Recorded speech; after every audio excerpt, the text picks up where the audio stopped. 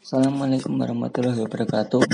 Di sini saya akan mempresentasikan tentang penamaan sistem terdistribusi. Ada penamaan name service. Dalam sistem terdistribusi, name service digunakan untuk menunjuk ke suatu sesumber yang beragam dan tersebar seperti komputer, layanan, file, remote, objek, use yang dapat memudahkan pengguna. Contoh penamaan pada aplikasi sistem terdistribusi. URL untuk mengakses suatu halaman web. Alamat email untuk komunikasi antar pemakai. Name service juga merupakan layanan yang berfungsi menyimpan name contact, yaitu kumpulan building nama dengan objek. Contoh DNS, domain atau domain name server, X500, Cobra, dan GNS. Tujuan dari penamaan: A. Ada identifikasi. B. Ada seorang pemakai menginginkan objek atau layanan, atau bahkan bukan objek atau layanan. C. Memungkinkan terjadinya sharing. D. Lebih dari satu pemakai dapat mengidentifikasi resource dengan nama yang sesuai, atau tidak harus dengan nama yang sama. Yang E. Ada memungkinkan location independence. F. Perubahan lokasi tidak menuntut perubahan nama, asalkan lokasi tidak menjadi nama resource tersebut. G. Memberikan kemampuan keamanan atau security. H. Jika sebuah nama dipilih secara acak dari himpunan besar integer, maka nama tersebut hanya bisa diketahui dari legitimate, bukan dari legitimate source, bukan dari menebak. Yang kemudian B. Ada name resolution, building and attributes. Name resolution yaitu nama ditranslasikan ke data tentang resource atau objek tersebut.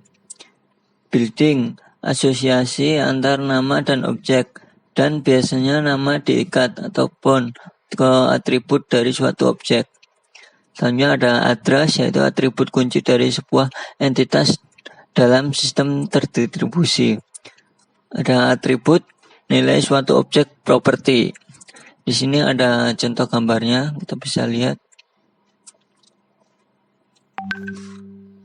Untuk yang selanjutnya, jenis nama.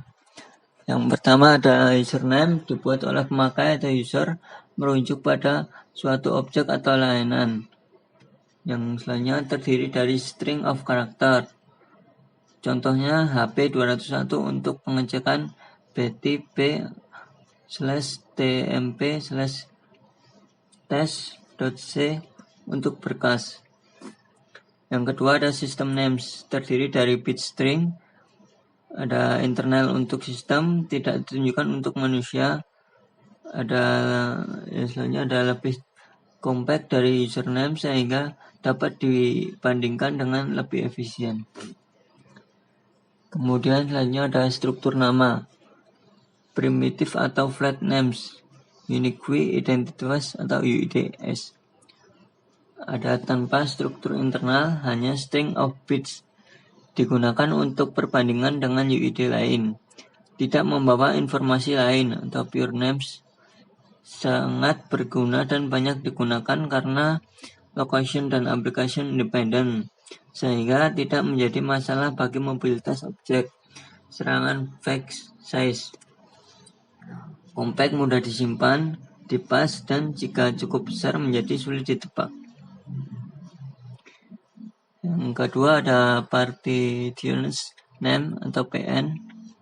Sini ada komposisi dari beberapa nama primitif, biasanya disusun secara hierarkis. Contoh, telaka.cs.ui.ac.id. Yang selanjutnya ada membawa informasi atau pure names. Biasanya tidak secara unik mengidentifikasikan objek. Beberapa nama bisa dipetakan ke satu objek. e.sg.unix file links. Yang ketiga ada descriptive names atau DN, dapat daftar atribut yang secara bersama-sama mengidentifikasikan objek secara unik. Membawa informasi, impure names, Dn adalah superset dari Pn. E.G.OSIX500 Directory Service Directory Information Tree DIT X500 name free Directory Information Base DIB the entry directory structure including the data associated with the nodes. Yang pertama ada name context. Nama selalu diasosiasikan dengan konteks yang mengidentifikasikan di mana nama tersebut valid. Ada dua macam konteks. Yang pertama ada universal konteks, dimanapun nama digunakan, nama di-resolve dengan cara yang sama. Dapat disalin dari mesin ke mesin dengan bebas. Contoh, http www.cs.ui.ac.id.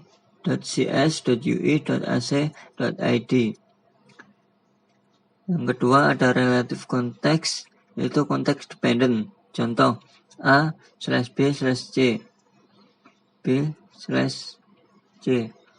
resolvable pada konteks A. Sedangkan pada nodes yang berada A/B/C dapat merujuk pada hal yang berbeda pula. Name list. Name list terdiri dari dua komponen, yaitu name agents dan name server. Di sini ada contoh gambar untuk name listnya. Kemudian ada name agent. Name agent berada di klien. Bisa satu name agent per klien atau satu name agent digunakan oleh beberapa klien. Name agent menjadi perantara antara klien dan name server. Contoh, resolver pada domain name server DNS. Fungsi name agent yaitu memastikan bahwa lokasi name server terlihat transparan bagi klien program atau menyembunyikan name server. Yang kedua ada berbicara dalam protokol komunikasi yang dimengerti name server, mengetahui bagaimana namespace diatur, melakukan negosiasi kompatibilitas atau availability sumber daya atau resource berdasarkan atribut. Dan ada name server. Name server menggunakan basis data terdistribusi yang terdiri dari tuple atau nama, lokasi, atribut. Contoh, atribut. Jika resource adalah printer, maka atribut dapat menyatakan apakah objek dapat melakukan percetakan PostScript atau tidak. Hal yang harus dimiliki yaitu availability, resilience to failure, konsistensi, kecepatan menerima pengaruh perubahan name list, kemudian mengkompilasi list of object atau resource. Ada dua jenis name server. Yang pertama primary name server, mendapatkan data dengan membaca file di storage, lebih dikenal dengan file yon. Yang kedua ada secondary name server, mendapatkan data dengan mereplikasikan data yang ada di primary server, lebih dikenal dengan transfer yon. Yang kemudian ada D, bentuk name list. Name list tersentralisasi adalah name list yang berada pada satu mesin. Kelebihannya, layanan cukup dilakukan dengan melihat name list. Waktu yang dibutuhkan antara registrasi objek dan saat objek tersebut diakses sangat singkat. Mudah untuk memperoleh daftar objek aktif. Kekurangannya yaitu ada poor resilience. Jika node crash, terjadilah malapetaka. Kemacetan atau congestion membatasi availability. Kemudian ada name list terpakai penuh, digunakan untuk mengatasi kekurangan name list tersentralisasi, asalnya write, itu untuk menjaga konsistensi. Jika name list direplikasi, maka setiap perubahan harus tereplikasi di semua copy. Bagaimana jika perubahan dicatat? Ada sebagian replika yang tidak dapat dihubungi, link or not failures. Kemudian read Bagaimana jika informasi yang diperoleh ternyata sudah usang atau ada beberapa replika yang tidak dapat diakses? Untuk solusinya, yaitu sebuah name server dipilih sebagai master dan selalu merefleksikan secara akurat state of the world.